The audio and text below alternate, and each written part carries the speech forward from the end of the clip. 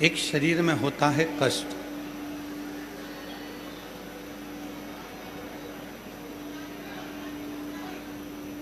चाहे वो बीमारी का हो, रोग का हो, उस कष्ट को मनुष्य को स्वयं सहना पड़ता। डॉक्टर दवाई दे देता है,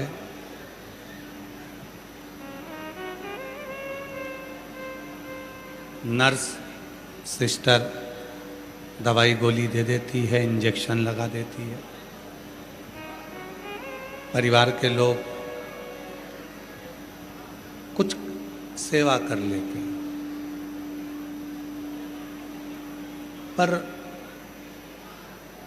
ये सब अपनी अपनी जगह पर है। इसमें सबसे ज़्यादा यदि कुछ मूल है तो वो आपकी सहनशीलता है।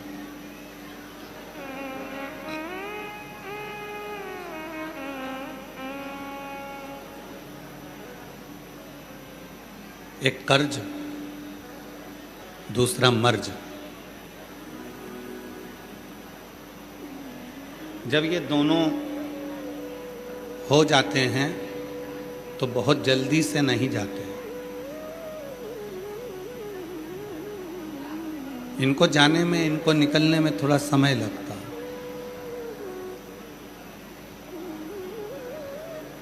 कर्ज को भी चुकाने में थोड़ा समय लग जाता है और मर्ज को भी समाप्त करने में थोड़ा समय लगता है। पर शिव महापुराण की कथा कहती है, भगवान शंकर की कथा कहती है, शिव तत्व कहता है, शिव महापुराण की कथा कहती है, अगर व्यक्ति में अपनी सहनशीलता है और व्यक्ति अपने आप पर भरोसा करता है, विश्वास करता है, दृढ़ी रहता है, शंकर भगवान को एक लोटा जल नित्य चढ़ाता रहता है, तो उस व्यक्ति का कर्ज भी चूकता है और मर्ज भी चूकता है, दोनों चीज।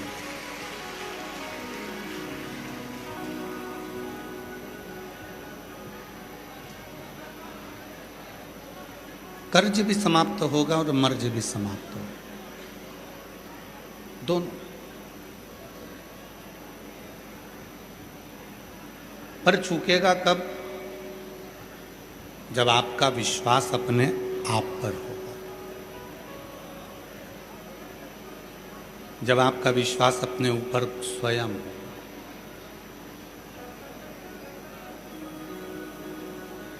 एक बार देवऋषि नारद जी भ्रमण करते करते पृथ्वी के पास गए।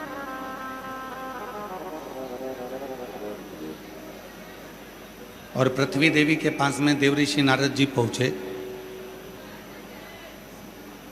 देवऋषि नारद जी ने जाकर पृथ्वी देवी से कहा कि आप किस किस चीज का पाप, किस किस चीज का भार ग्रहण कर सकते हैं।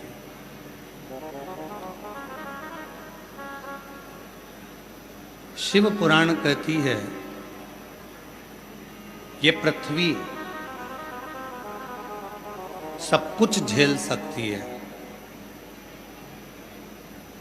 आपने थूका, आपकी गंदगी को भी झेल रही है। आपने खोदा, उसके दर्द को भी झेल रही है। आपने थोड़ी बहुत खाद वगैरह डाली, गलत गलत चीजें पृथ्वी पर डाली, वो भी झेल रही है। ये पृथ्वी सब कुछ झेल सकती है, पर मनुष्य के पाप को ये पृथ्वी कभी नहीं झेल सकती है। मानव का जो पाप है उसको ये पृथ्वी नहीं झेले। गंदगी करी तो पृथ्वी ने झेल लिया, गलत काम करा तो पृथ्वी ने झेल लिया, कुछ खोद दिया तो पृथ्वी ने झेल लिया, पर आपका जो पाप है उसको पृथ्वी नहीं झेलती। पृथ्वी देवी ने स्वयं देवऋषि नारद जी से कहा है, नारद पुराण को यदि आप पढ़ेंगे, गीता प्रेस गोरखपुर की नारद पुराण लेकर आए और उसको अगर आप अध्ययन करेंगे तो नारद पुराण में आप पढ़ेंगे तो उसमें लिखा है कि पृथ्वी देवी कहती है, देवऋषि नारद, मैं सब कुछ झेल सकती हूँ पर व्यक्ति का जो पाप है उसको मैं नहीं झेलती। व्यक्ति के पाप को अगर कोई झेलने की सामर्थ्यता भी रखता है तो वो केवल देव अधिदेव महादेव ही रखता है, उसके पाप को मिटाएंगे।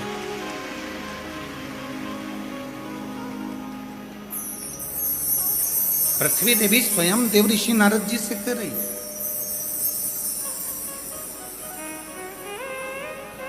कभी मौका मिले तो गीता प्रेस गोरखपुर की नारद पुराण लेकर आइए और नारद पुराण का अध्ययन करिए।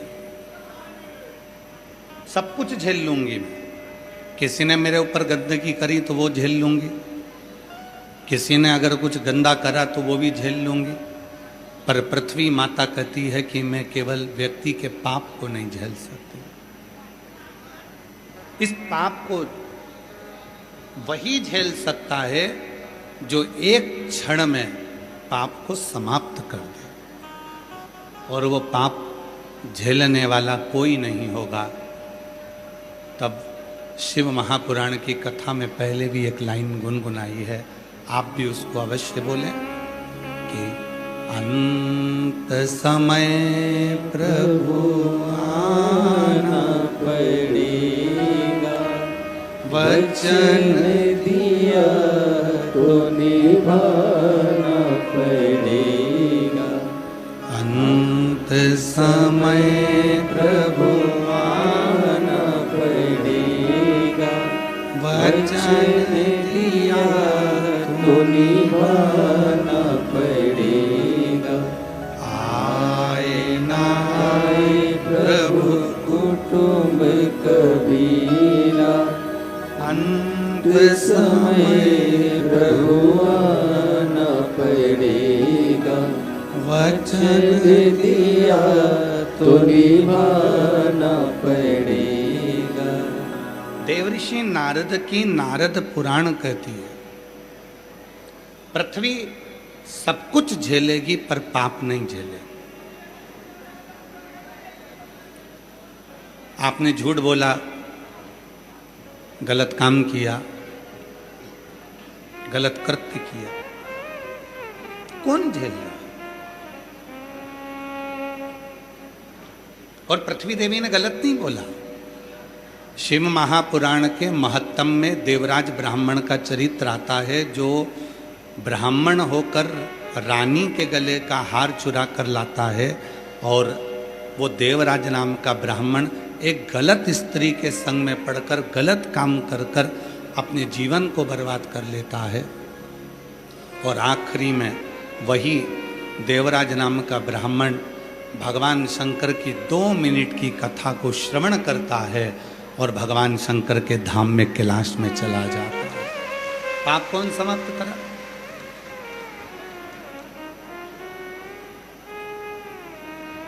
पाप किसने समाप्त किया?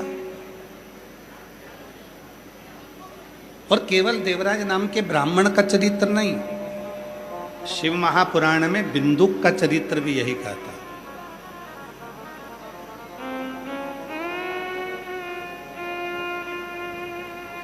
पानी में डूबकर मर गया था, गलत कर्म करता था, गलत कृत्य करता था, व्यसन में डूबा रहता था, पाप कर्म करता था। किसी ने नहीं झेला, पृथ्वी ने भी नहीं झेला। तब आखिरी में उसकी धर्म पत्नी चंचुला देवी भगवान शिव के पास गई और भगवान शंकर की कथा को सुनकर पार्वती जी की सहेली बन गई। कभी कभी बीमारी अगर ज़्यादा भारी होती है, कोई ऐसा एक्सीडेंट हो जाता है जिसमें शरीर बहुत ज़्यादा डैमेज हो जाता है, तो अपने गांव का जो हॉस्पिटल होता है वो उसको नहीं झेलता।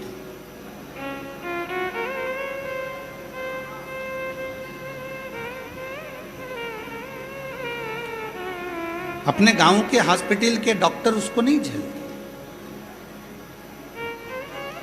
तुरंत लिख के दे देते हैं इसको गोरखपुर ले जाओ, लखनऊ ले जाओ, प्रयागराज ले जाओ, दिल्ली ले जाओ, एम्स में ले जाओ, नहीं झिला।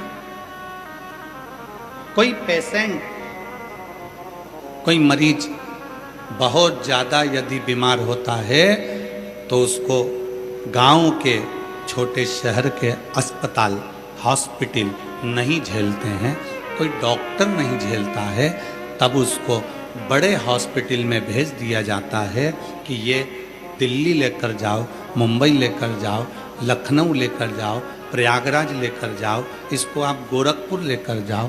पर हमारे पास में छोटे गांव में इतनी सुविधा नहीं है। बस उसी तरह झूठ, प्रपंच, छल, कपट, बेईमानी, अपशब्द, गाली, ताने, व्यसन, मदिरा, मांस, ना जाने कितने कितने गलत कर्म हमने अपनी जिंदगी में करे होते हैं। और अगर आप सोचें कि इस शरीर को कोई झेल ले तो कोई झेलने वाला नहीं होता, तब अंत में पृथ्वी भी कह देती है जब तुम्हारे जिंदगी में बहुत पाप कर्म हो गया तो तुम्हें कोई नहीं झेलेगा। आखिरी में भगवान शंकर के मंदिर में एक लोटा जल लेकर जाना, वो आपको झेल लेगा और आपके पापों को समाप्त करेगा। देखिए, जितने भी भजन की लाइनों को बोला जाता है ये स्तुति के भाव से बोला जाता है। शिव महापुराण के पंडाल में बैठकर जब आप कुछ बोलते हो कि मेरे अंत समय में आप आना, कोई आए चाना है, तो भगवान उस वचन को निभाने के लिए आते जरूर। इसीलिए शिव महापुराण की कथा जब भी होती है, कोई भी स्तुतियाँ ज़्यादा बदली नहीं जाती है जिससे सब गुनगुना सकें, सब बोल सकें। आप भी बोलो, मैं कोई आएगा नहीं आएगा, परिवार वाले आएंगे नहीं आएगा, कौन आएगा? वेंटिलेटर पर पड़े हो, आईसीयू में पड़े हो, रिश्तेदार सब आएंगे, बाहर से देखकर चले जाएंगे, पर वेंटिलेटर के पास में, तुम्हारे पास में कोई को आने नहीं दिया जाएगा, कोई नहीं आएगा। फिर अंत समय में तुमने जो शिव पुराण की कथा श्रवण करी है, शिव जी को एक लोटा जल चढ़ाया है, तुमने जो वचन लिया था शिव जी से कि तुझे आना पड़ेगा, तब डॉक्टर ने तो कह दिया इसके बचने के चांस बहुत कम हैं, डॉक्टर ने तो कह दिया अंतिम श्वास चल रही है, ये बचेगा नहीं, इसका भारी तकलीफ है शरीर में। पर तुमने जो वचन दिया था, शिव जी से वचन लिया था, डॉक्टर ने भी कह दिया अब आखिरी में उसके हाथ है। तब घर के लोगों ने कहा कि अब कोई नहीं आएगा, तब विश्वनाथ आएगा और बचा कर जाएगा। ये निश्चय तब ना पड़ेगा, अंत समय में वो आएगा, कोई नहीं आएगा। तब वो एक लोटा जल जो तुमने शिव को चढ़ाया, तब तुमने जो देव अधिदेव महादेव से प्रार्थना करी है वो आए, तुमने जो निवेदन करा, प्रार्थना करी, विनय करा, वो आए।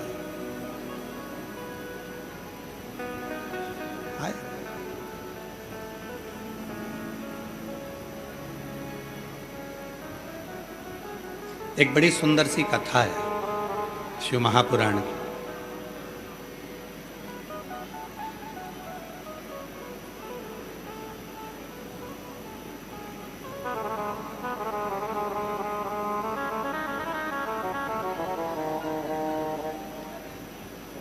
और ये कथा इसलिए स्मरण में आ रही है,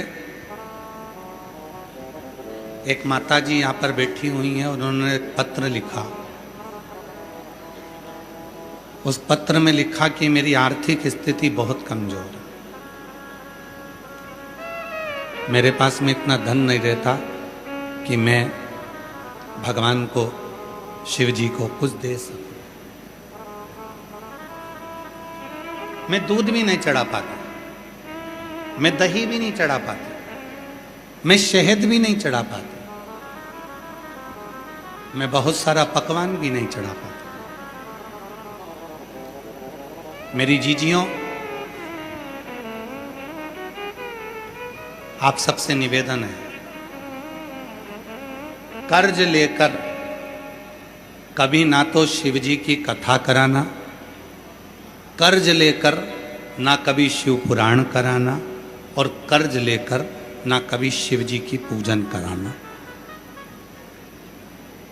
इस पंडाल में बैठकर भोलेनाथ जी से प्रार्थना कर कर जाना कि तू जब मुझे देगा तो जिंदगी में एक बार मैं भी शिव पुराण की कथा जरूर कराऊंगी, ये निश्चय।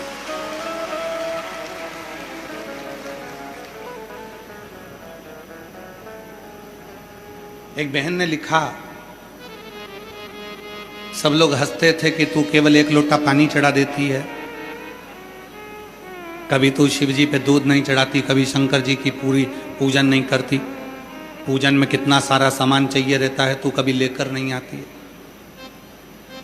उसने लिखा अपने पत्र में कि गुरुजी मैं तो केवल आपको मानती हूं, केवल आपको मानती हूं, और आपके एक लोटे जल को मानती हूं। सब हंसते हैं, कभी तो शंकर जी की पूरी पूजन कराकर, कभी तो शिव जी के लिए इतना इतना कराकर, पर तू तो बस एक घर से लोटा भर के पानी ला के चढ़ा के और घर चली जाती है। शंकर जी तुझे कुछ नहीं देने वाले, कुछ नहीं देंगे। जब तक व्यक्ति बड़ी पूजन नहीं करता तब तक शिव कुछ नहीं देते। उस बहन ने लिखा कि मेरे गांव के लोग, मेरे अपने लोग हमेशा मुझे टोका करते थे, पर गुरुजी मैंने किसी की नहीं मानी, केवल आपकी बात को माना, आपके वचन को माना, और मेरे पास कुछ नहीं था तो एक लोटा जल समर्पित करते। आज पूरे गांव के लोग जो भले पूरी पूजन करते हों, पर मेरे एक लोटे जल को आज भी मेरे गांव के लोग सराहना देते हैं। क्यों? क्योंकि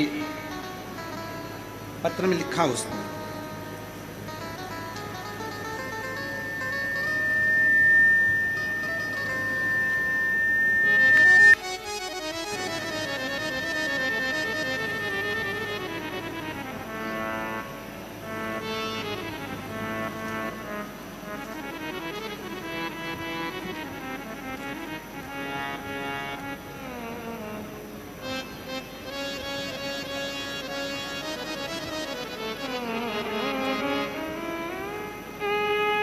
मेरा नाम नीलू सिंह है,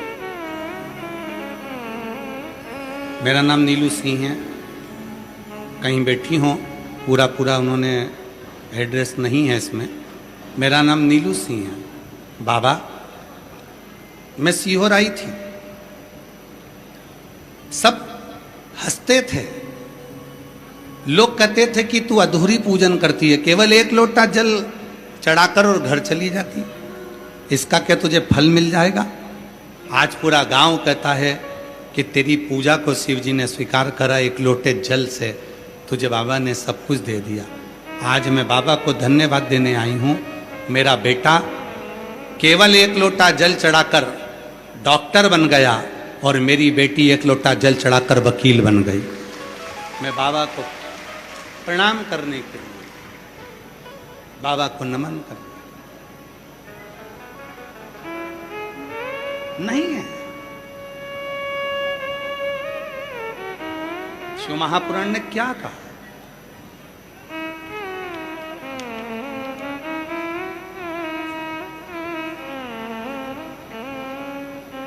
ये शिव पुराण क्या बोलती है? शिव जी को आडंबर की जरूरत नहीं। ये शिव महापुराण क्या बोलती है कि शंकर भगवान को दिखावे की जरूरत नहीं।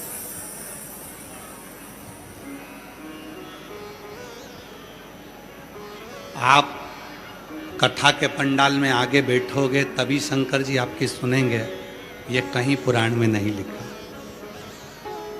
पूरे पंडाल में, पूरे ग्राउंड में, ग्राउंड के बाहर जहाँ भी शिव पुराण की आवाज़ तुम्हारे कानों में आ जाए, तुम उस जगह बैठकर भी कथा सुनोगे तो मेरा देव अधिदेव महादेव तुम्हारी झोली भर कर जाए।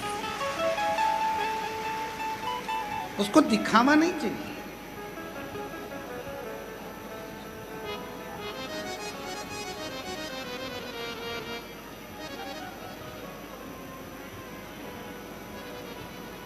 वो दिखावे से परे है, दिखावे से। ए मेरी जीजियों, वो बहन ने लिखा कि मेरे पास में नहीं है कुछ, केवल जल चढ़ाती हूं। सारी सहेलियां कहती हैं कि तू पूरी पूजन नहीं करती, ना दही चढ़ाती, ना दूध चढ़ाती, ना शहद चढ़ाती, ना कुछ चढ़ाती। क्या बाबा तेरी सुन लें? क्यों? एक पत्र और है,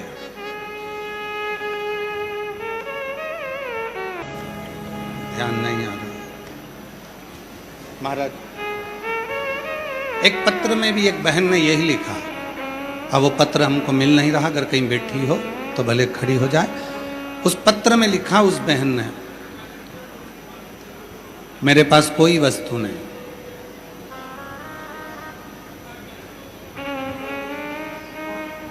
10 लाख का कर्जा हो गया था, तो पत्र मिल नहीं रहा, अगर कहीं बैठी हो तो खड़ी हो सके। 10 लाख का कर्जा हो गया था। आप ही आ जाओ, एक बेलपत्र ले आ जाओ। 10 लाख का कर्जा हो गया था, चूक नहीं रहा था, बहुत दयनीय स्थिति हो गई थी, कुछ भी नहीं था। लोग हंसते थे, कहां से भरेगी, क्या करेगी। बाबा ने एक लोटे जल ने मेरी पूरी जिंदगी को बदल दिया, और मेरा 10 लाख का कर्जा भी चूका, और बाबा ने मेरी दुकानें भी डलवाई। वो पत्र था, बहन तो बैठी है, पर वो पत्र थोड़ा सा ढूंढने में समय लग रहा है महाराज।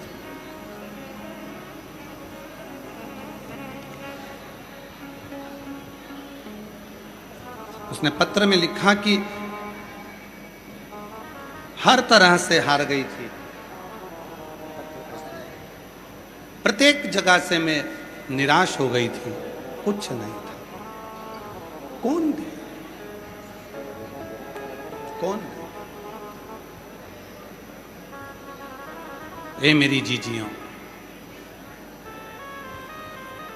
भगवान शिव को तुमसे ना बहुत सारी सामग्री चाहिए, ना बहुत सारा वैभव चाहिए। कुछ मत दो, केवल एक लोटा जल सारी समस्या का हल। एक लोटा जल।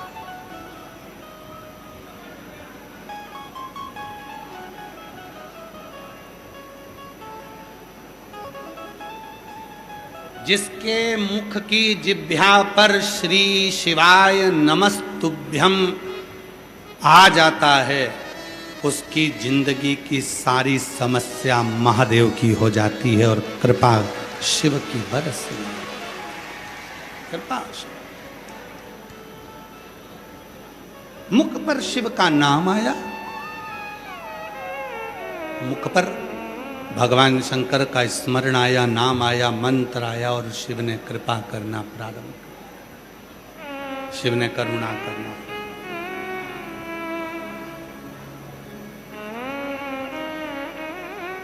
कोई जरूरी नहीं है कि तुम्हारे पास बहुत सारी वस्तु हो। सावन के महीने की शिवरात्रि पर ऑनलाइन अभिषेक किया जाता है, आप लोग करते हो? हाथ उठाओ, कौन कौन करता है? सभी लोग करते हो? रखो। पूरी शिव महापुराण की कथा 30 साल में जितनी बाची है, सारी पुराण यूट्यूब पर डली हुई है। अजय,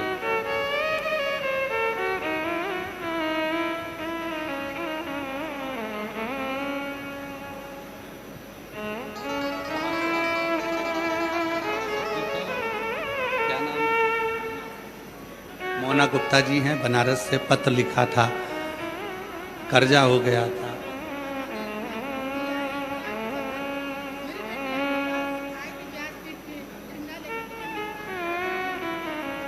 कहाँ से पैदल चल के आया?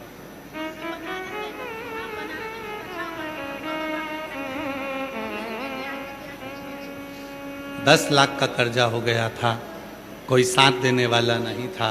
तब शिव जी की भक्ति में कुछ भी नहीं था, एक लोटा जल समर्पित करती, बाबा ने ऐसी कृपा कर दी, दुकान भी कर दी और कर्जे से मुक्त भी कर दिया।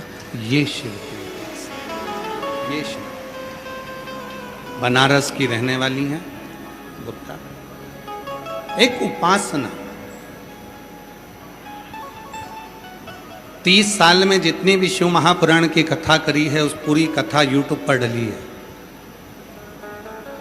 एक भी कथा में इस व्यासपीठ से आज तक ऐसा नहीं कहा कि इतने रुपए का सामान आप शिव जी को चढ़ाना, या बाजार से ये चीज खरीद कर लाकर शिव जी को चढ़ाना।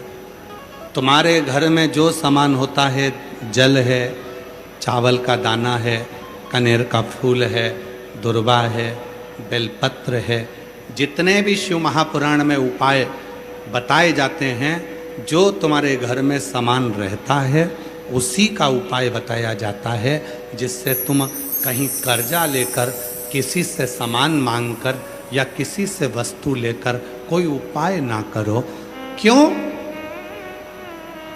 अगर हम दूसरे से सामान मांगकर, यहां तक शिव पुराण की कथा कहती है तुम्हारे पूजन की थाली में अगर कोई सामान कम है तो कम रहने दो, पर दूसरे से मांगकर पूजन की सामग्री लेकर भगवान को समर्पित भी मत करो। यहां तक शिव पुराण।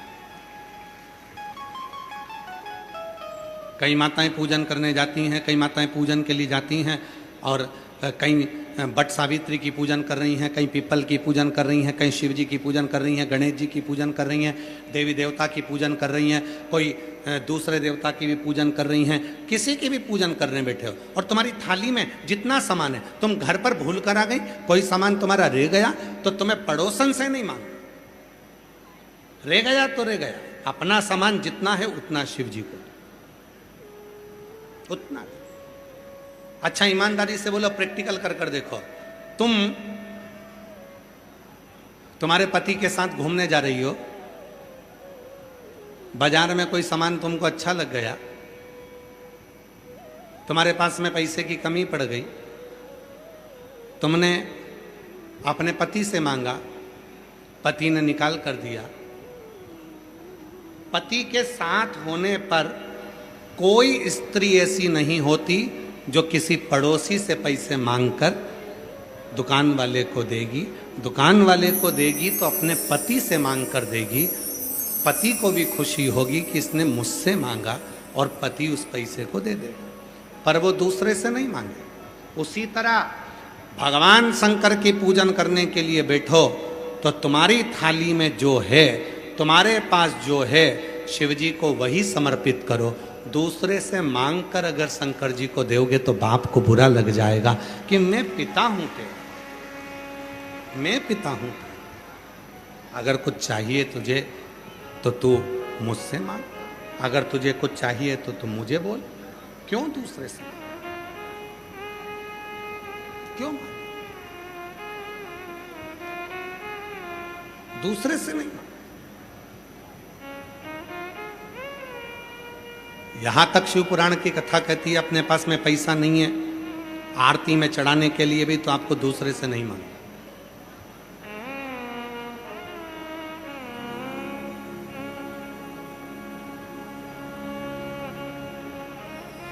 नहीं है धन आपके पास में, मत हो। आपके घर पर आए हो, शिव पुराण की कथा सुनने के लिए आए हो, दूसरे से मांग कर कुछ नहीं समर्पित करना। भोलेनाथ जी से प्रार्थना करना, अगली बार जब बलिया में शिव महापुराण की कथा हो तो तुम मुझे इतना देना कि मैं दोनों हाथों से खूब लुटा सकूं, खूब प्रदान, हमें ज्यादा नहीं।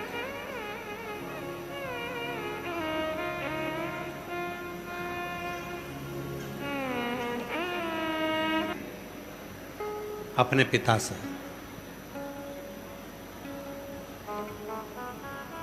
किससे बात करने के लिए आए हो? अपने पिता से।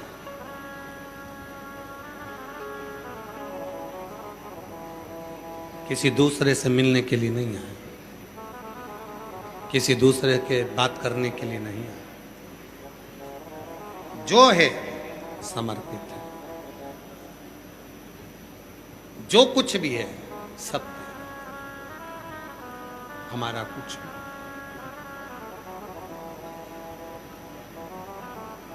हो सकता है कि आज परिस्थिति ठीक ना हो, पर विश्वास रखना सारी स्थिति और परिस्थिति दोनों को पलटने की जवाबदारी मेरे काल अधिपति महाकाल की होती है। सब कुछ बदलने की जवाबदारी मेरे महाकाल की है।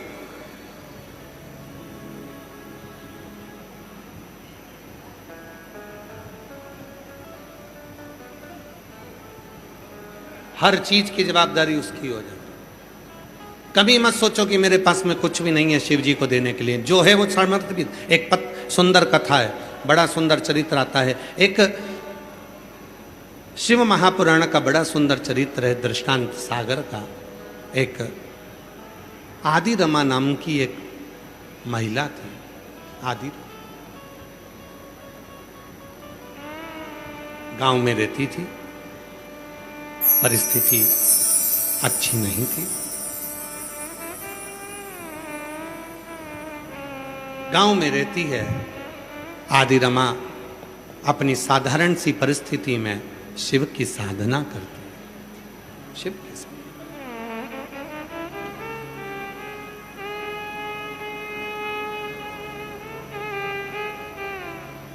कितना सुंदर शिव पुराण में लिखा है, पानी का लोटा भी अपने घर से लेकर जाओ, पानी भी अपने घर से लेकर जाओ। आप लोग हंसते होगे कि शिवहर वाला बाबा तो हर कुछ बोल देता है, पर हमने अपनी जीवन में जितनी भी कथा करी, सब कथा में एक बात बोली, अपने घर से आना, अपने बिछाने का साथ में लाना, ओढ़ने का साथ लाना, छाता साथ लाना, और पानी की कितनी बोतल? 2 बोतल साथ। एक बोतल अपने लिए, अपने घर का दूसरी बोतल का पानी साथ में लेकर आना।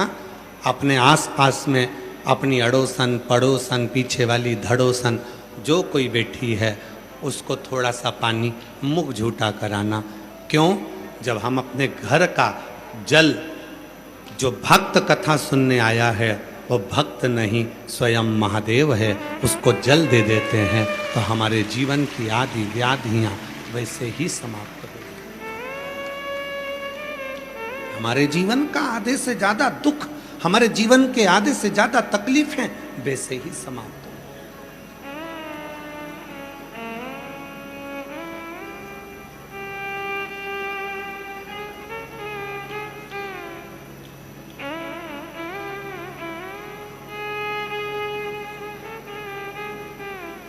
हमको देवघर की कथा याद आ रही है।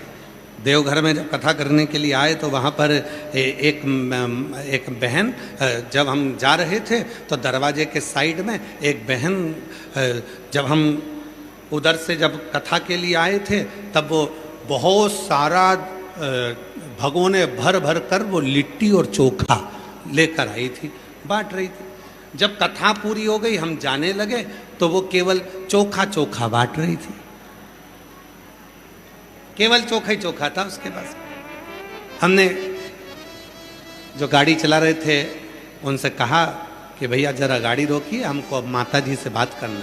हमने माता जी से कहा, माँ हम जा रहे थे तब तुम लिट्टी चोखा बांट रही थी और अभी तुम चोखा ही चोखा बांट रही हो। तो कहा, गुरुजी आप ही ने कहा था जो है वो सब दे दो। अब पहले लिट्टी चोखा था तो लिट्टी चोखा दिया, अब चोखा ही चोखा है तो चोखा ही चोखा दे दिया। जो दिया वो हमने समर्पित किया है, दे दिया। क्या है हमारे पास में? हमारे घर से लाया हुआ 2 बोतल पानी, एक मेरे लिए एक दूसरे के लिए। जब शंकर भगवान को सबसे ज्यादा प्रिय 1 लोटा जल जो मां पार्वती जी ने शिव जी को चढ़ाया, माँ उमा ने महेश को चढ़ाया, भगवान श्री महेश को समर्पित करा। जो माता सती ने शंकर भगवान को दिया, जो माता कात्यायनी ने, कुष्मांडा ने, स्कंदा ने, माँ जगतजननी ने भगवान शिव को दिया, वो एक लोटा जल जिसके लिए भगवान शंकर पार्वती से कहते हैं, पार्वती संसार सागर में जितने मेरे शिवलिंग हैं, संसार सागर के भूमंडल पर जितने मेरे ज्योतिर्लिंग हैं, संसार सागर के जितने भूमंडल पर मेरे शिवलिंग विराजमान हैं, अगर संसार का मनुष्य मुझे कुछ नहीं दे सकता, एक बूंद अपने घर से लाए हुए जल की भी समर्पित कर देता है तो वो मुझे ही प्राप्त कर लेता है। मुझे वो अपना लगता है, वो मुझे अपना लगता है,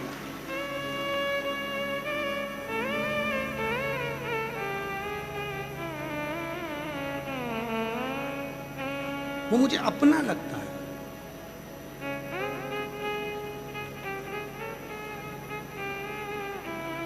कोई दूसरा नहीं है महाराज।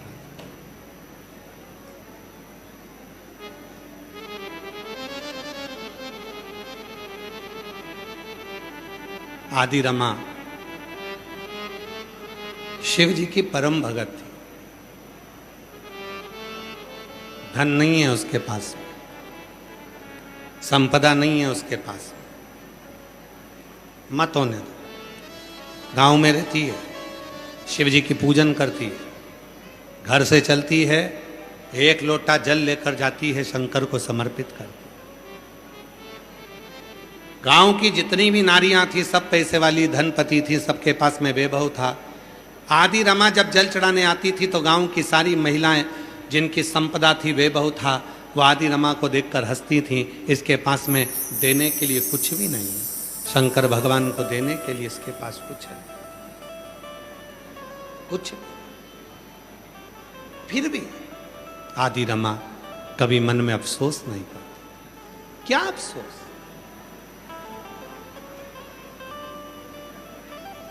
दो सुख होते हैं, दो तरह के सुख होते हैं, एक मन का सुख होता है, एक धन का सुख होता है। धन का जो सुख होता है वो डनलप का गद्दा देता है, धन का जो सुख होता है वो 4 व्हीलर गाड़ी देता है, धन का जो सुख होता है वो एसी का रूम देता है, धन का जो सुख होता है वो दुनिया का सारा वैभव देता है, पर वो धन का सुख मन की शांति नहीं दे पाता है। मन की शांति। मेरी कई माताएं बैठी हैं, कई जीजियां बैठी हैं, कई जीजा बैठे हैं, कई बुजुर्ग माता पिता बैठे हैं।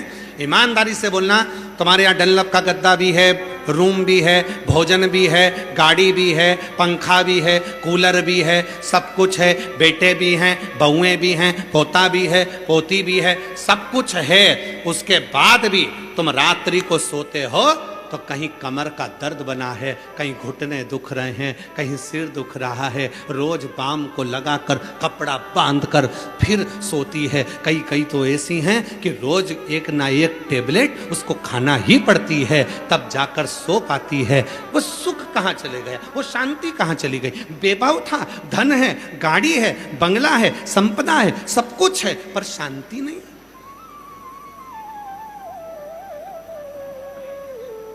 दो तरह के सुख हैं, एक धन का सुख, एक मन का सुख। धन का सुख गाड़ी ला देगा, धन का सुख तुम्हें शॉपिंग मॉल तक पहुंचा देगा, धन का सुख तुम्हें टाकीज में पहुंचा देगा, धन का सुख तुम्हें थिएटर तक पहुंचा देगा, धन का सुख तुम्हें गोवा तक पहुंचा देगा, धन का सुख तुम्हें घूमने फिराने पहुंचा देगा, धन का सुख तुम्हें चाउमीन, भेल, जो तुम खाना चाहो सब खिला देगा।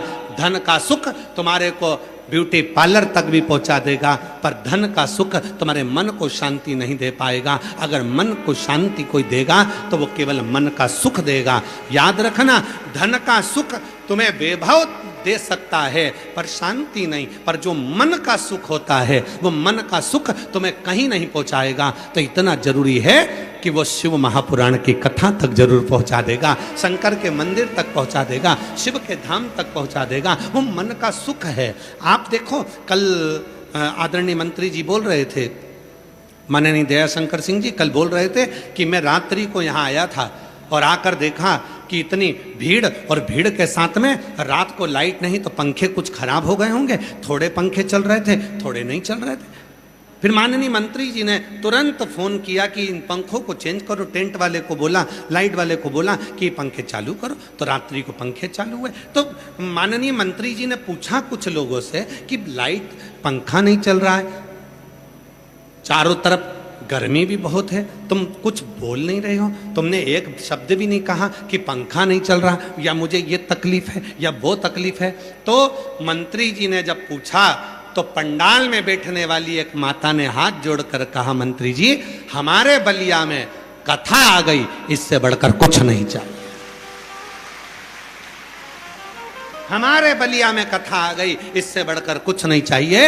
अब इतनी गर्मी तो हम सह लेंगे, इतना बिना पंखा के भी रह लेंगे, पर कथा बलिया तक पहुंच नहीं रही थी, बड़ी मुश्किल से पहुंची है, बस और कुछ नहीं चाहिए। ये मन की शांति है, ये मन की शीतलता है, ये मन का आनंद है, ये मन का।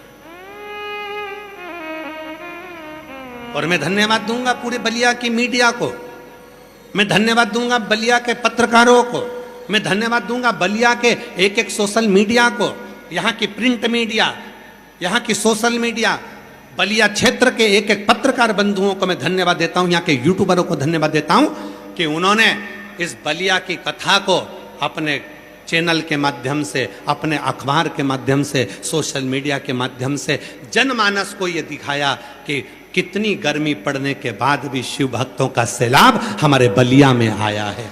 बलिया ये दिखाया, यहाँ की ऊर्जा को एक एक पत्रकार ने अपनी वाणी में, अपने शब्दों में, अपनी लेखनी में, अपनी कलम से सामने प्रस्तुत किया,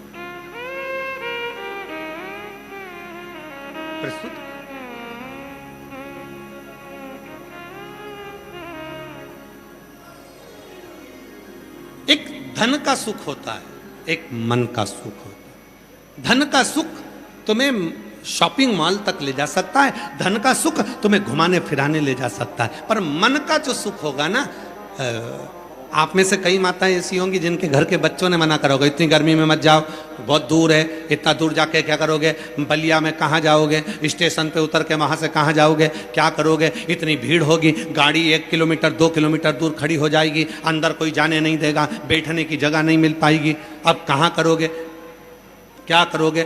घर के लोगों ने खूब समझाया होगा, मैं तुझे एक काम कर, मैं तुझे वहां घुमाने ले जाता हूं, मैं तुझे वहां घुमाने ले जाता हूं, पर घर की कई माताओं ने कहा होगा, मुझे कहीं नहीं जाना, मुझे तो बलिया जाना है शिव पुराण की कथा सुनने, मुझे कहीं, मुझे नहीं जाना।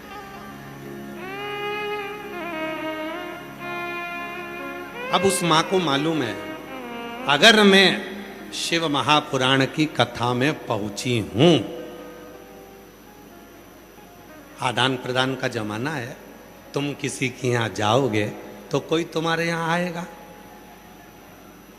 तुम महादेव की कथा तक आई हो तो एक दिन मेरा महादेव भी तो तुम्हारे दुख मिटाने के लिए तुम्हारे दरवाजे तक आएगा, आए।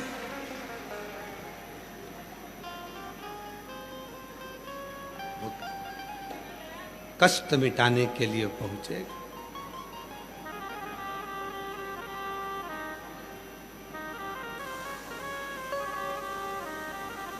वो तकलीफ मिटाने के लिए, कष्ट मिटाने के लिए आएगा।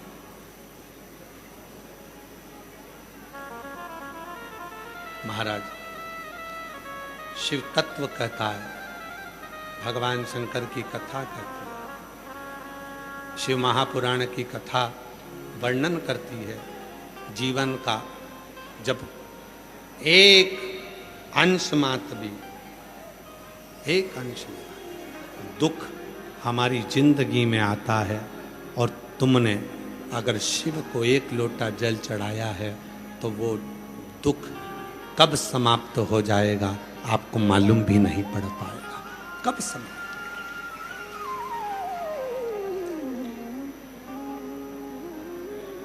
बस उसके स्मरण करो, उसको याद करो,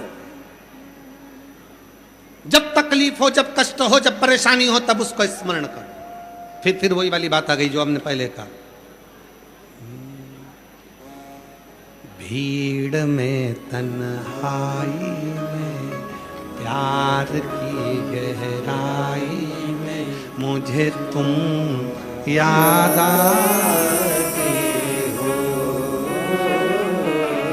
मुझे तुम याद आते हो, भीड़ में तन्हाई में प्यास की गहराई में मुझे तुम याद आते हो, मुझे तुम याद आते हो। आया दुख, तुरंत याद आया कि एक लोटा जल चढ़ाना। तकलीफ आई, तुरंत याद आया कि मुख से श्री शिवाय नमस्तुभ्यम कहना। आया कष्ट, तुरंत भागे शिव के धाम चले। एक पत्र है, अच्छा है, देखिए।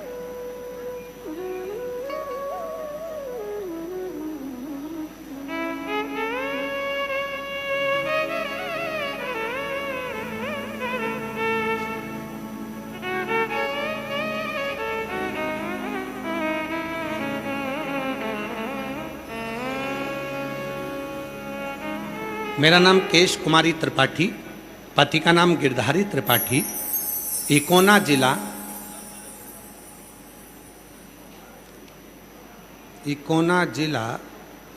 अब आगे तुम पढ़ के बताओ क्या लिखा है, जरा पढ़ो तो।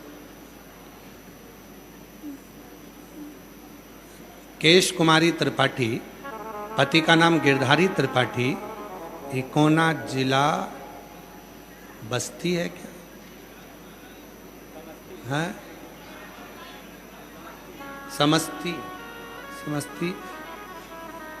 समस्ती की रहने वाली हूँ। कहीं बैठी हो तो आ सकती हैं। मेरा बेटा 2019 से यूपीएससी की तैयारी कर रहा था, जीआरएफ करके पीएचडी कर रहा था, पर 1 या 2 नंबर से वो रह जाता था। उसने हिम्मत हार दी। आखिरी में उसने कहा, माँ अब मैं कोई पेपर नहीं दूंगा क्योंकि मेरा सिलेक्शन नहीं हुआ। तब मैंने अपने बेटे से कहा, सीहोर वाला बाबा कहता है कि मेहनत को 4 गुना कर ले और शिव जी को 1 लोटा जल चढ़ाना प्रारंभ कर। सीहोर वाला बाबा जब ऑनलाइन पूजन कराए उस समय पर तू भी बैठ पूजन की। मेरे बेटे ने, आपने सावन के महीने में ऑनलाइन पूजन कराई, मेरे बेटे ने पार्थिव शिवलिंग मिट्टी का बनाया, आपके साथ बैठकर टीवी के सामने बैठकर पूजन करी। लाइट गई तो मोबाइल पर पूजन करना प्रारंभ करा और बाबा ने ऐसी कृपा कर दी गुरुदेव कि मेरा बेटा बाबा की कृपा से आज सबसे बड़ा ऑफिसर बनकर, सरकारी ऑफिसर बनकर विराजमान हो गया। मैं शिव को यहां नमन करने के लिए, शिव को प्रणाम करने के लिए। तुमने उसको याद किया। अभी अधिक मास की शिवरात्रि आ रही है 13 तारीख को, शाम को 7 बजे पूरा विश्व टीवी के सामने आस्था चैनल पर या मोबाइल पर, हमारे यूट्यूब आदि पर आप चलाकर बैठिए। 1 घंटे की पूजन है, 7 बजे से 8 बजे तक शाम को। अधिक मास की शिवरात्रि 3 साल में 1 बार अधिक मास आता है।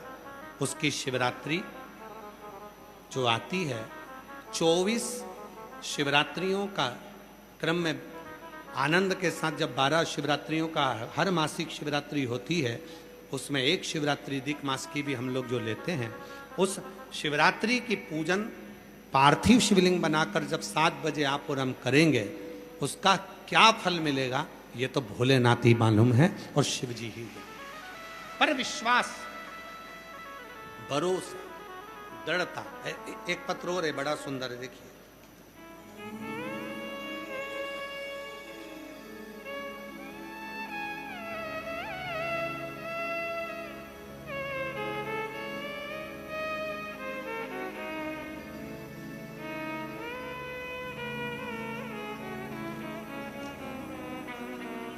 शंभु शरण मागो घड़ी रे घड़ी दुख काटो। पत्र देखो।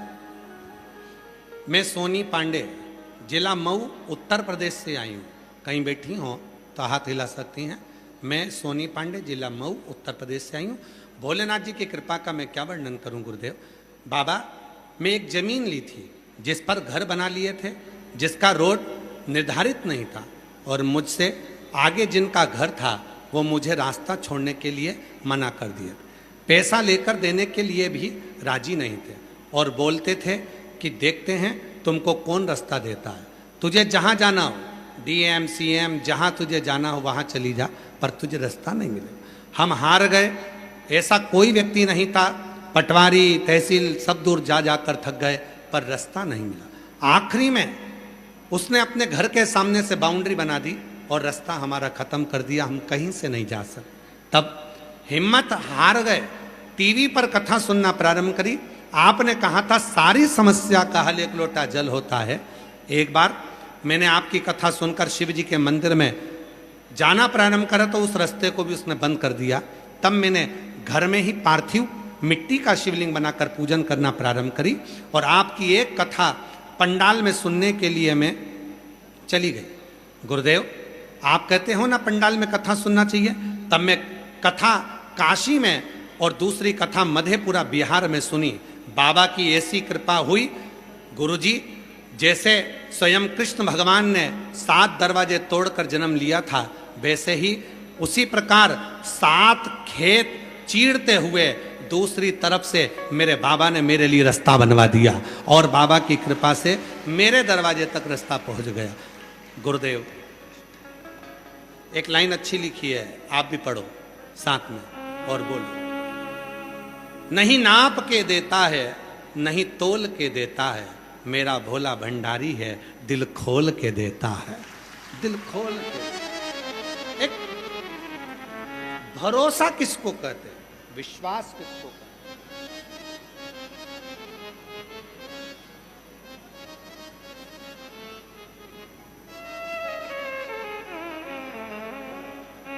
नहीं चाहिए उसको, केवल आपका समर्पण, केवल उसको याद तो करो। भीड़ में तन्हाई में प्यास की गहराई में मुझे तुम याद आते हो, मुझे तुम याद आते हो। भीड़ में तन्हाई में प्यास की गहराई में मुझे तुम याद आते हो, मुझे तुम याद आते हो। पूरा बलिया याद करेगा कब? जो नहीं पहुंचे हैं शिव महापुराण की कथा में, जो रह गए, गर्मी है, दूर है, जाएंगे, ट्रैफिक है, जाम लग जाएगा, जाना है, आना है, जो विचार में रह गए वो बाद में पछता कर याद करेंगे हमारे नगर में कुबेरेश्वर बाबा ने आकर खजाना लुटाया था और हम बटोर नहीं। हमारे नगर में आया था हमारा भोला, हम वो लुटाया था और हम लूट ना पाए। आया था, उस भूमि को हम नमन ना कर पाए। इसीलिए हम बार बार कहते हैं दिन में शिव महापुराण की कथा में नहीं आ सकते तो रात में अपने पति के साथ गाड़ी पर बैठकर आकर बच्चों को भी इस भूमि को नमन कराओ, रात को भी दर्शन करो, इस भूमि का नमन करो कि जहाँ मेरा शिव 7 दिन तक बैठकर जीवों का कल्याण कर रहा है, सबके भंडार भर रहा है। ये वो भूमि।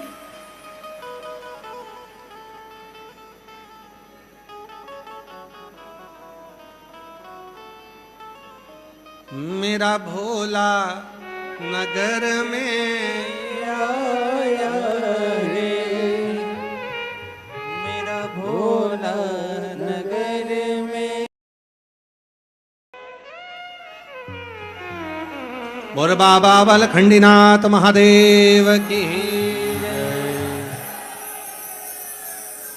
अपने स्थान पर बैठकर बाबा देवाधिदेव महादेव को अपने मन का भाव कहिए, प्रार्थना करिए, विनय करिए, निवेदन करो। जहाँ जगह मिले वहाँ बैठकर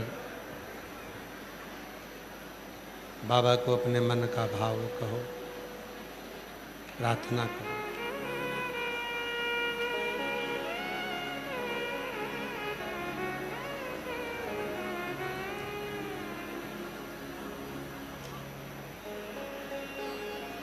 ये कथा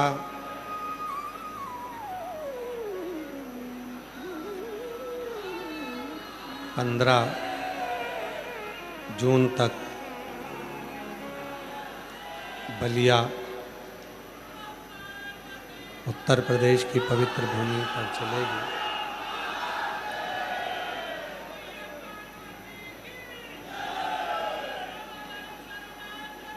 बलिया में 1 बजे से 4 बजे तक कथा चल रही है। 15 जून तक ये कथा बलिया में चलेगी। उसके बाद में 18 जून से 24 जून तक शिव महापुराण की कथा भटिंडा पंजाब में दोपहर 2 बजे से 5 बजे तक रहेगी। फिर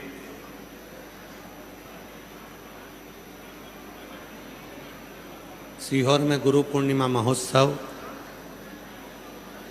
24 जुलाई से 29 जुलाई तक रहेगा। 5 दिवसीय शिव पुराण रहेगी। 1 दिवसीय गुरु दीक्षा महोत्सव रहेगा। सावन का मेला कावड़ मेला सीहोर कुबरेश्वर धाम पर 1 महीने का जो मेला लगता है सावन के महीने का, वो 30 जुलाई से प्रारंभ हो जाएगा। जो 1 महीने तक कावड़ मेला सीहोर में चलता है। दूर दूर से शिव भक्त कावड़ भरने के लिए सीहोर आते हैं। कई भक्त अपने घर से कावड़ लेकर जाते हैं, बोतल में जल भरकर। ट्रेन से सीहोर स्टेशन पर उतरकर फिर वहाँ से अपने कंधे पर कावड़ लेकर ही बाबा के धाम चल देते। कई लोग अपने घर का जल कावड़ के रूप में लेकर आते हैं सीहोर कुबरेश्वर धाम।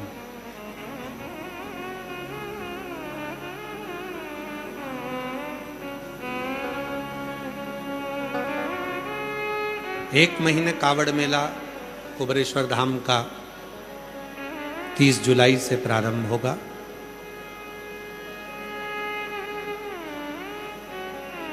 बाबा को अपने मन का भाव कहिए, प्रार्थना करिए, विनय करिए, निवेदन करिए।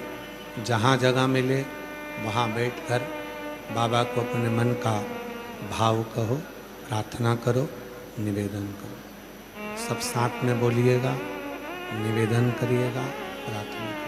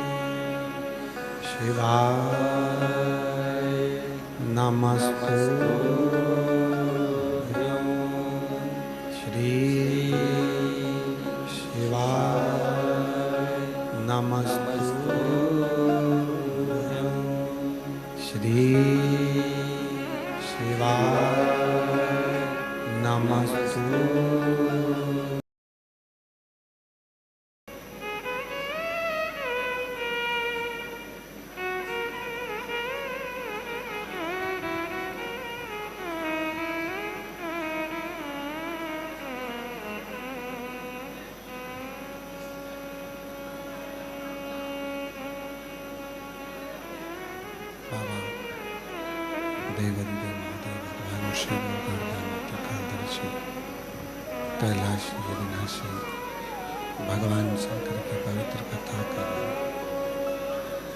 शिव महापुराण की कथा वर्णन कर रही है, शिव तत्व कह रहा है, बाबा की कथा कर रही है।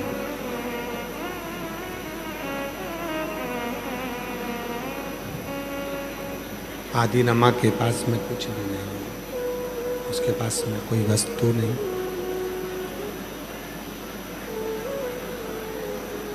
शिव जी को चढ़ाने के लिए उसके पास कोई सामग्री नहीं। अपने घर से एक लोटा जल भरकर शिव जी को समर्पित करने के लिए लेकर जाते हैं।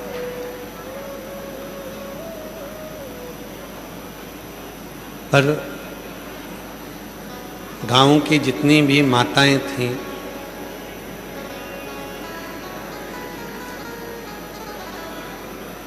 वो आदिरमा से नाराज रहती थी। क्यों? सब पूजन की थाली लगाकर लाते थे और ये एक लोटा जल लेकर जाती थी।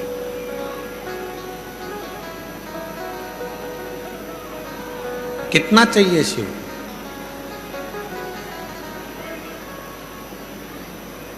बहुत नहीं।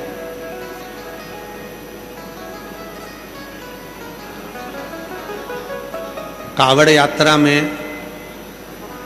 कई लोग बहुत बहुत गंगा जल लेकर जाते हैं। 50 लीटर, 51 लीटर, 108 लीटर कंधे पर 108 किलो लीटर गंगा जल लेकर जाते। कहाँ लिखा? दिखावे का गंगा जल शिव जी को नहीं चाहिए। भर कर इतना इतना लेकर जाते हो। शिव की कथा कहती है कावड़ यात्रा में अगर 2 बूंद जल भी आप शिव जी को लेकर जा रहे हो तो भी वो कावड़ कहलाती है।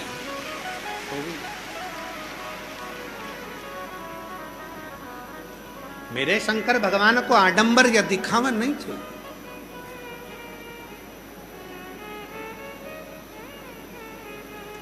शिव जी इन दिखावे से कभी प्रसन्न होते ही नहीं।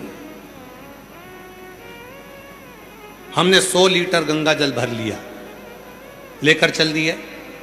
घर पे मम्मी पापा दुखी हो रहे हैं, मेरा बेटा इतनी दूर कावड़ लेकर जा रहा है, 100 लीटर 200 लीटर नहीं, थोड़ा। कंधे पर अगर 2 छोटे से कलश भी तुम्हारे कंधे पर हैं और वो कावड़ अगर तुम लेकर शिवजी को चढ़ाने के लिए जा रहे हो तो वो उतना ही फल देगा जितना हजारों लीटर या लाखों लीटर जल से मिलता है। उसमें कोई दिखावा नहीं, उसमें कोई आडंबर नहीं, उसमें कोई दिखावे का काम नहीं, उसमें तो केवल शिव का समर्पण, भगवान शंकर की अविरल भक्ति, शिव के समर्पण का भाव, आडंबर नहीं।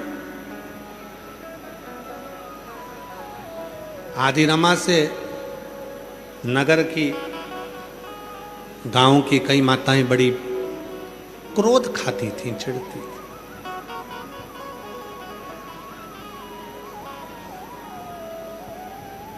ये शिव जी को केवल 1 लोटा जल देती है और हम सब भगवान शंकर की पूजन करते हैं, भगवान शंकर की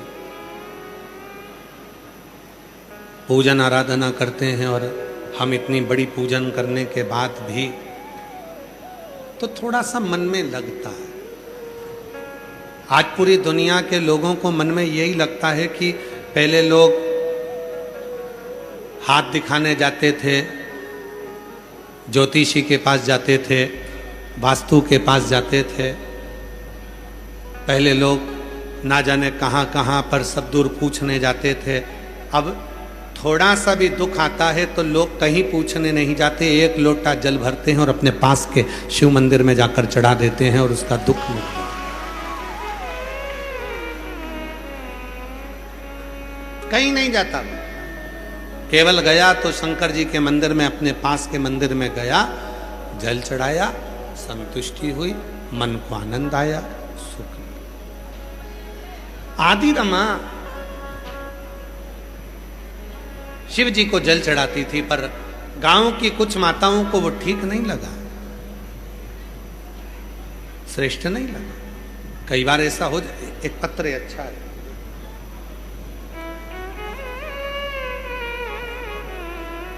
मैं आरती देवी, पति राजेश राय, समस्तीपुर बिहार की रहने वाली हूं।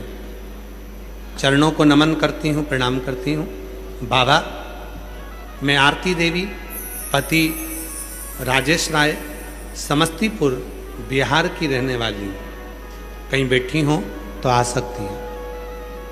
एक लोटे जल का महत्व मैं क्या वर्णन करूं गुरुदेव। मेरी शादी 2012 में हुई थी। लगभग 13 वर्ष हो गए, पर मेरे यहां संतान का सुख नहीं है।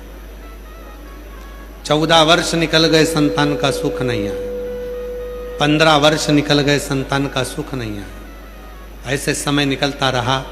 हमने BHU, PMCH इत्यादि जगह सब दूर इलाज करवाया, पर डॉक्टरों के हिसाब से मैं मां नहीं बन सकती थी, मेरे संतान नहीं हो सकती थी। तब 2022 में किसी के कहने पर शिव पुराण की कथा सुनना प्रारंभ करा और प्रतिदिन सुनने लगी। आपके द्वारा बताए गए उपाय किया। प्रतिदिन बाबा को जल चढ़ाती, पशुपति व्रत 2 बार किया। महादेव की कृपा से 17 जुलाई 2024 को मेरे घर में कई सालों के बाद संतान की प्राप्ति हो गई।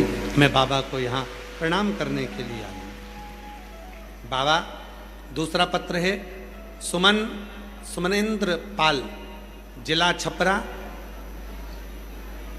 भोलेनाथ के चरणों को प्रणाम कर, गुरुजी आपके चरणों को प्रणाम कर भोलेनाथ की महिमा का क्या बखान करूं। बाबा, मेरी शादी को 9 साल हो गया, मुझे बच्चा नहीं हो रहा था।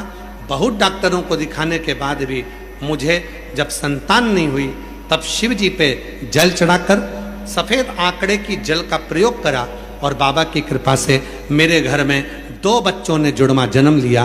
मैं बाबा को यहाँ प्रणाम करने के लिए आई हूँ, शिव को नमन करने के लिए आई हूँ। गुरुदेव,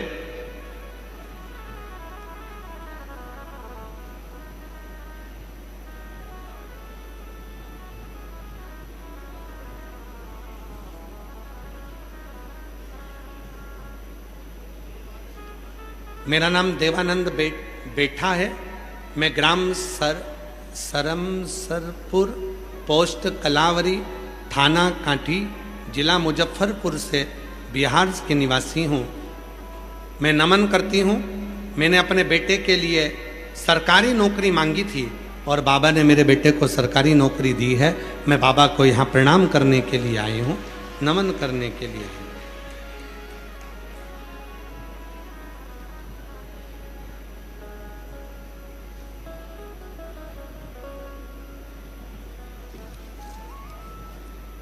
शिव की आराधना, शिव की साधना, यहां बैठकर आप लोग जो बाबा से अपने मन का भाव कहते हो, प्रार्थना करते हो, निवेदन करते हो, वो शिव स्वीकार करता है। एक बात हमने पहले भी कथा में कही, आज फिर कहते, तुम्हारा विश्वास अगर शिव जी पर नहीं है तो आप शिव महापुराण की कथा में बिल्कुल मत आओ, बिल्कुल मत आओ।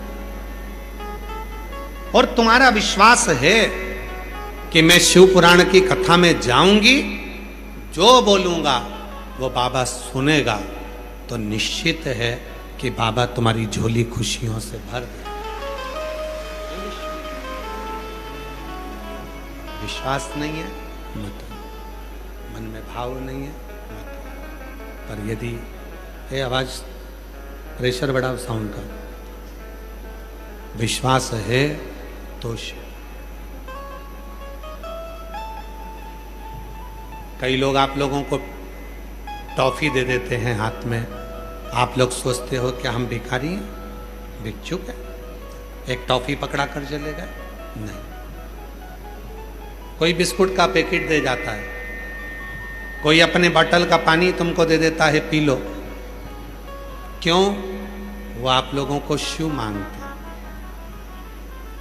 और शिव के दरवाजे पर जब झोली पसार कर हम कुछ मांगते हैं, कुछ मांगते हैं, तो शिव देता जरूर। तुम्हारा भी फर्ज बनता है कि कोई अगर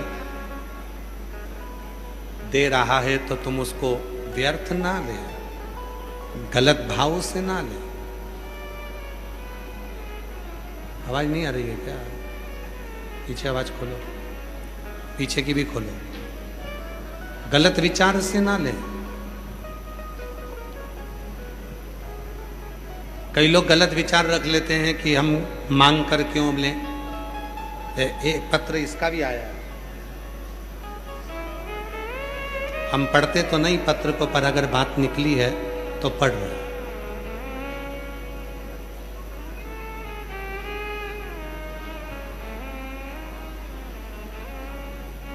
मैं अनियार रोनियार, मेरे पति दीपेंद्र रोनियार, स्थान वीरगंज नेपाल से आई हूं। कहीं बैठे हो तो हाथ हिला सकते हैं।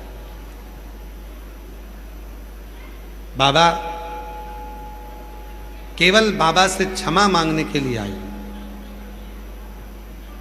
गुरुदेव, आप वीरगंज में कथा करने के लिए आए थे, हम लोग बस प्रवचन सुनने के लिए गए थे, लेकिन मेरी बहन जो बाहर से आई थी, आपको बहुत जानने मानने की बली थी। उसी के कहने के अनुसार हम लोग कुछ बाबा के चरणों में, बाबा के पास में बैठ गए। मेरी बहन ने कहा, सीहोर वाला बाबा कथा कहता है, वहां अगर कोई कुछ दे भी तो खुश होकर लेना। तभी मेरा पति भी वहां बैठा हुआ था और कोई कुछ देने के लिए आया, तो पति ने कहा, हम भिखारी थोड़ी ना है जो हम तुमसे कुछ लेकर खाएंगे। लेकिन उन्होंने कुछ अपशब्द मेरे पति ने कह दिया कि हम भिखारी नहीं, हमें कुछ नहीं चाहिए, हमारे यहाँ खूब है। बाबा, हमको नहीं मालूम था कि शिव पुराण में तो स्वयं शिव आता है, वो कुछ रूप में देकर जाता है। हम उसको खाने की वस्तु समझते हैं, पर वो भंडार भर जाता है, हमें नहीं मालूम था। मेरे पति से गलती हो गई। पति ने कह दिया, हम भिखारी नहीं हैं जो हम तुमसे मांग कर खाएंगे। इतना कहकर हम चले गए। बाबा, 2 साल हो गए हमें मांग कर ही खाना पड़ रहा है। हम बड़ी स्थिति से गिर गए, हम समझ नहीं पा रहे सारा की सारा वैभव कहाँ चले गया। तब किसी ने कहा, बाबा कथा कहे, पंडाल में जाकर एक बार विनय करो। हम एक पंडाल में विनय कर कर बाबा को आए और बाबा ने फिर हमारा हाथ पकड़ लिया। अब हम कहीं भी कथा होती है, थोड़ा सा भी अगर कोई देकर जाता है तो उसको भाव से लेकर पाते हैं। और मेरे कुबेर भंडारी ने वापिस कृपा करना प्रारंभ कर दी। हम बाबा को यहाँ नमन करने आए। गुरुदेव, मैं क्षमा प्रार्थी हूँ। आपकी बेटी अनिया देवी आपसे क्षमा चाहती है कि कई बार कहने में गलती हो जाती है। हमारा निवेदन है, दिल से आओ, विश्वास हो तो कथा सुनो, विश्वास हो तो शिव महापुराण में आकर अपने बाबा को अपने दिल की बात। विश्वास नहीं है, अपना घर भला अपन, भरोसा हो तो शिव। दिल से मांगो। वो एक लाइन कहते हैं ना, जो दिल से मांगोगे वो दिल से दे देगा, जो दिल से मांगोगे वो दिल से दे देगा। मेरा भोला भंडारी है, खाली झोली भर देगा। मेरा भोला भंडारी है, खाली झोली भर देगा। मस्तक पे चंदा है, उजियारा कर देगा। तो तुम्हारी जिंदगी में जितना भी अंधेरा है, जितना दुख है, जितनी तकलीफ है, जितना कष्ट है, स्वयं नारद पुराण कहती है, पृथ्वी देवी कहती है कि मैं दुनिया का सारा बोझ झेल सकती हूं, पर पाप नहीं झेल सकती। पाप तो मेरा महादेव झेल सकता है, उसके सिवाय कोई नहीं। कितना अंधेरा तुम्हारी जिंदगी में, कितना मस्तक पर चंदा है उजियारा कर देगा, मस्तक पे चंदा है उजियारा कर देगा, मेरा भोला भंडारी ने, मेरा भोला भंडारी ने खाली झोली भर देगा, मेरा भोला भंडारी ने खाली झोली भर देगा।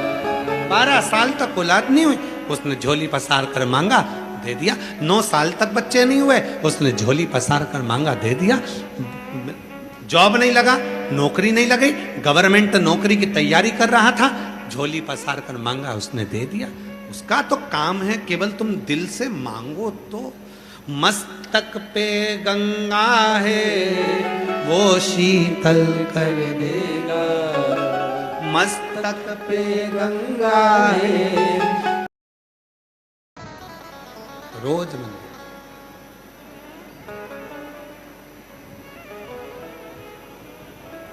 गांव की माताओं ने विचार करा कि आदि रमा को गांव में भी नहीं रहने देना, तो गांव के लोगों से बात कर कर आदि रमा को गांव से बाहर निकाल दिया। आदि रमा ने विचार करा कि मैं जाऊं कहां, ऐसे गांव में जाऊंगी जहां कम से कम मुझे जल चढ़ाने को तो मिल जाए। आदि रमा 9 दिन तक आसपास के गांव में घूमती रही कि कहीं शंकर जी का कोई मंदिर वाला गांव मिल जाए जहां पर रहकर मैं शिव की आराधना कर सकूं, शिव की साधना कर सकूं, शंकर की पूजन कर सकूं, शिव साधना कर सकूं, शिव की आराधना कर सकूं, शिव की पूजन कर सकूं।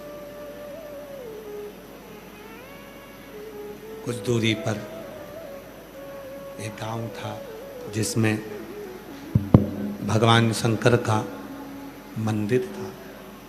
आदि रमा ने उसी गांव में अपना डेरा डाल दिया, उसी गांव।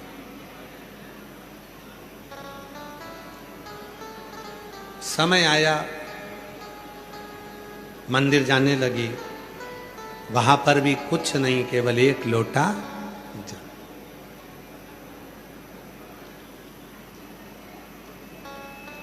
कोई जल्दी बनता है, कोई लेट बनता है, शिव जी को जल चढ़ाने वाला एक दिन सेठ जरूर बनता है, सेठ जरूर बनता है। कोई जल्दी बनता है, कोई लेट बनता है, शिव को जल चढ़ाने वाला एक दिन सेठ जरूर बनता है। शंकर को जल चढ़ाने वाला कभी अपनी जिंदगी में कंगाल नहीं हो सकता, कभी कभी।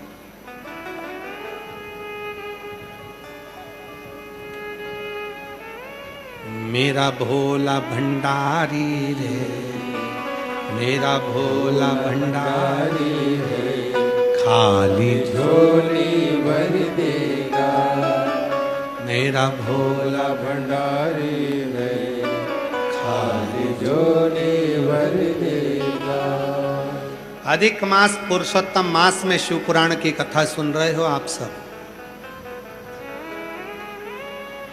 अपनी एक छोटी सी डायरी में लिख के रखना कि मैंने 5 रुपए का किसी को पानी पिलाया था। शिव महापुराण में आए हुए भक्त को 5 रुपए की टॉफी खिलाई थी या 10 रुपए का बिस्कुट का पूड़ा खिलाया था।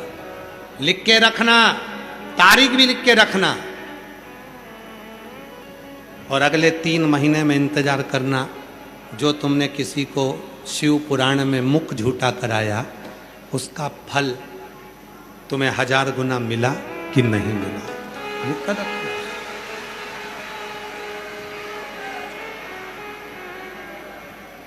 ये लाखों लाखों भक्त, ये लाखों लाखों भक्त ऐसे नहीं पहुंच जाते। माननीय दया शंकर जी के छोटे भाई श्री धर्मेंद्र सिंह जी कल बता रहे थे, आज सुबह जब प्रारंभ में हम कथा में आए तब बता रहे थे कि शिव भक्तों का सैलाब आया है। धर्मेंद्र सिंह जी बता रहे, कहाँ बैठे धर्मेंद्र सिंह जी? आए आइए, आप बैठे हुए। आप बता रहे थे कि शिव भक्तों का सैलाब आया है और बता रहे थे हमने गुरुजी कोई निमंत्रण या कोई पत्रिका या कोई पर्चे या कोई पंपलेट किसी गांव में नहीं लगवाया तो भी इतने लाखों लोग आ गए। महाराज, मैं धर्मेंद्र सिंह भैया जी को कहूंगा, भाई जी अगर वो देता नहीं तो यहां कोई आता नहीं, वो देता है 3 महीने में, इसलिए लोग पंडाल में बैठकर कथा को सुनने के लिए। सबको मालूम है कि जाएंगे, कथा सुनेंगे, बैठेंगे पंडाल में, बाबा की कथा का रसतत्व ग्रहण करेंगे, टीवी के सामने बैठकर मोबाइल पर शिव महापुराण की कथा को सुनेंगे। और अगर दिल से सुनी है, दिल से, सोफे पर सुन रहे हो, टीवी पर सुन रहे हो, मोबाइल पर सुन रहे हो, उसका भी एक नियम है।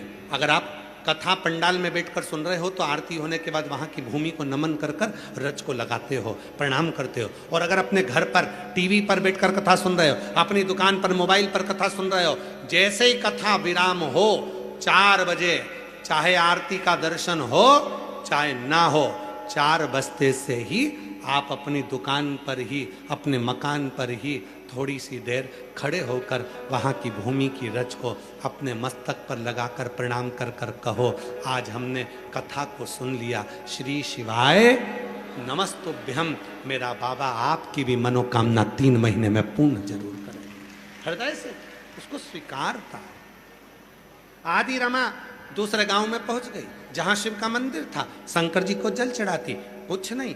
समय आया, पूरे आसपास के क्षेत्र में अकाल पड़ गया, सब भूखे मरने लगे, सब त्राही त्राही होने लगी, हाहाकार मच गया, सारी दूर हाहाकार मच गया। भोजन नहीं है, अन्न नहीं है, पानी नहीं है, त्राही त्राही मच गई।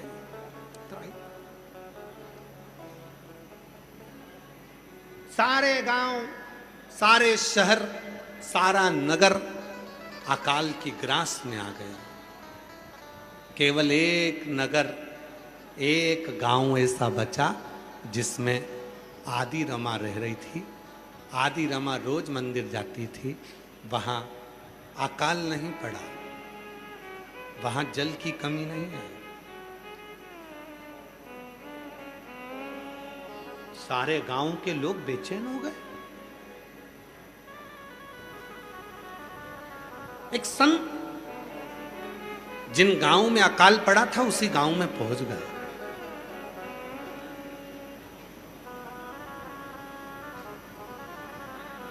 एक सती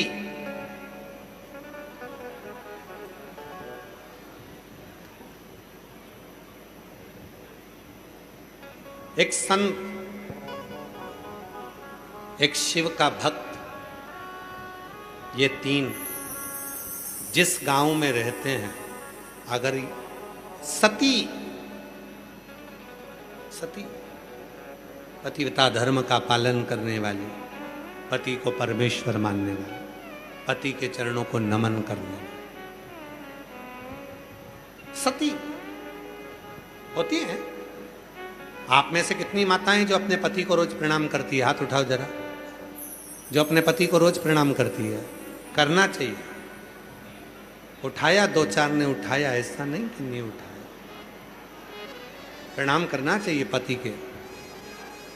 अच्छा, जाने दो, तुम पति को नहीं करती हो तो आप में से कोई ऐसी माता भी होंगी, तुम नहीं करती होगी तो वो कर लेता होगा। प्रणाम तो कर।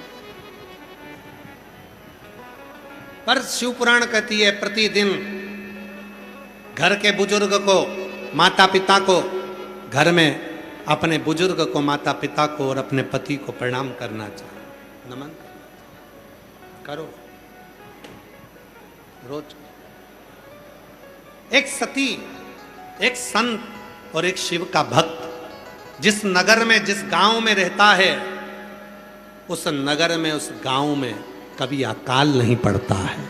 ये शास्त्र की रीति है, वहां अकाल नहीं पड़ेगा। शिव का कोई भक्त है, शंकर का कोई भक्त है, शिव का कोई उपासक है, शंकर की साधना करने वाला है, कोई शिव की आराधना करने वाला है, तो उस गांव में, उस नगर में, पर दिखावे वाला नहीं।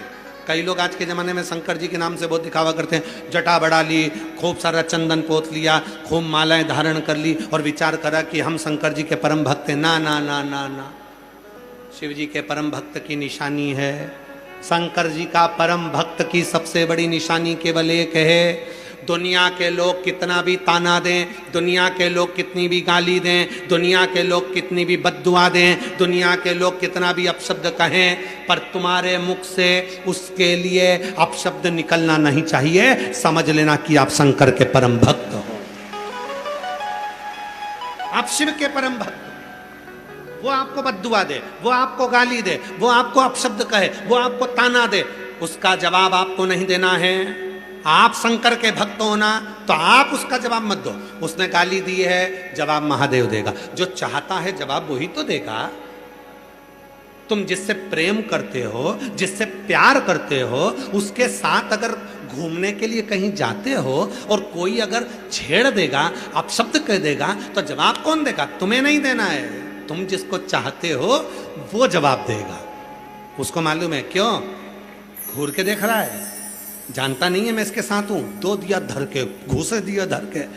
वो प्रेम करता है, इसलिए सेफ्टी वो करता है, रक्षा वो करता है। इसीलिए जो महादेव का परम भगत होता है वो किसी को कुछ नहीं कहता, केवल मुस्कुराता है। किसी ने धोखा दे दिया, गाली दे दी, अपशब्द कह दिया, ताना दे दिया, आड़ा टेढ़ा कह दिया, वो केवल मुस्कुराएगा, कुछ नहीं बोलेगा, इंतजार करेगा शंकर के डमरू के बजने का, उसके तांडव रचाने का, उसके त्रिशूल उठाने का इंतजार करेगा कि मेरा जवाब वो महादेव देगा, वो कालाधिपति देगा, वो शिव देगा। उसका इंतजार करेगा, वो कुछ नहीं बोलेगा।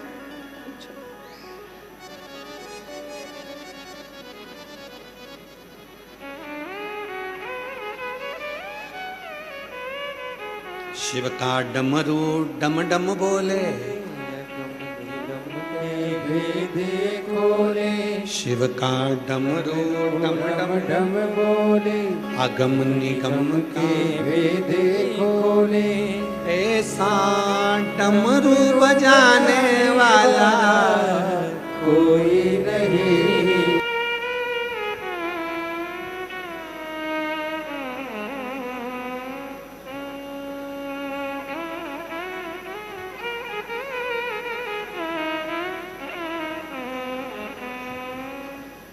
बाबा देवाधिदेव महादेव भगवान शिव की कथा कहते हैं। संत ने आकर कहा, आदि रामा को यहां से निकाल दिया गया, इसीलिए ये दुख झेलना पड़ा। भगवान तुम्हारी वस्तुओं से प्रसन्न नहीं होता। एक लोटा जल अगर दिल से चढ़ाया है तो उससे वो प्रसन्न हो जाए। ये जो सावन के महीने में आप एक महीना सीहोर में जाते हो, पूरे महीने कावड़ चढ़ाते हो। एक महीना श्रावण के महीने में तुम सीहोर पहुंचकर बाबा को जो कावड़ चढ़ाते हो, वो कावड़ कभी भी गए चढ़ाई, कब प्रारंभ हुआ? क्या दिया था? माता प्रसूति ने शिव जी की केवल स्तुति करी थी। एक लोटा जल दिया था, शिव जी की केवल स्तुति करी थी। एक लोटा जल दिया था, सेवा करी थी, उसी के फल से देवाधिदेव महादेव प्रसन्न हो।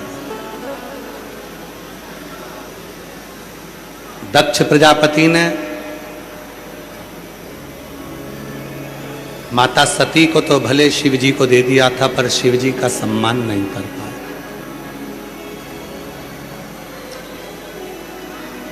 भगवान शंकर का सम्मान नहीं कर पाया।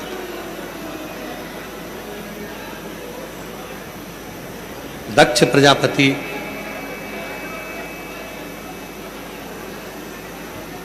शिव का अपमान कर दिया। सती माता जलकर भस्म हुई। और जो सती माता जलकर भस्म हुई वही सती माता हिमालय राज के घर में माता पार्वती के नाम से विख्यात हुई। बाल्यावस्था में माता पार्वती जी ने अपने संपूर्ण जीवन को शिव की सेवा में लगा दिया, शिव की साधना में लगा दिया।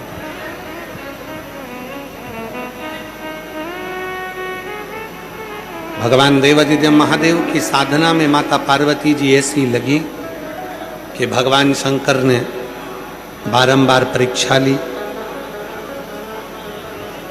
और आखिरी में भगवान देवादिदेव महादेव ने माता पार्वती को स्वीकार किया। मां आद्यशक्ति माता पार्वती जी शिव जी की दुल्हन बनी। भगवान शंकर माता पार्वती जी को लेकर पधार रहे हैं, जोरदार ताली बजाएं।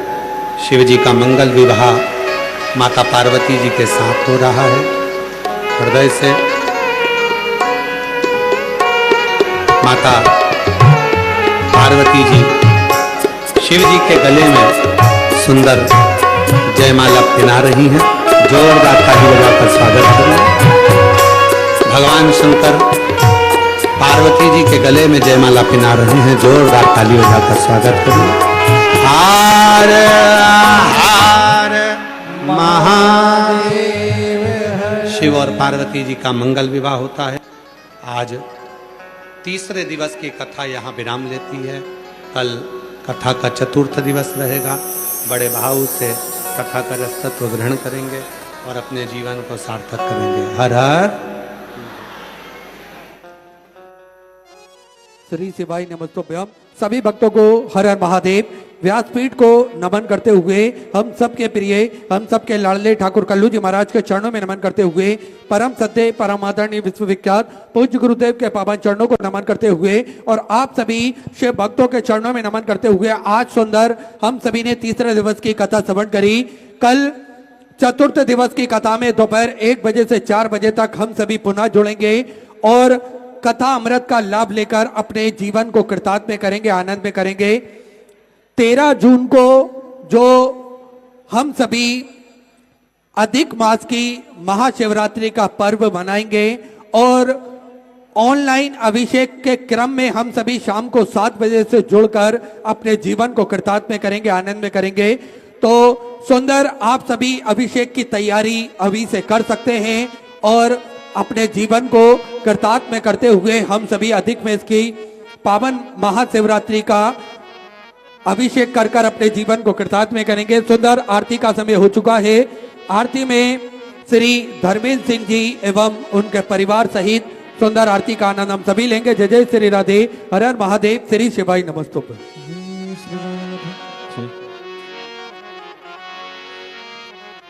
जय शिव ओम।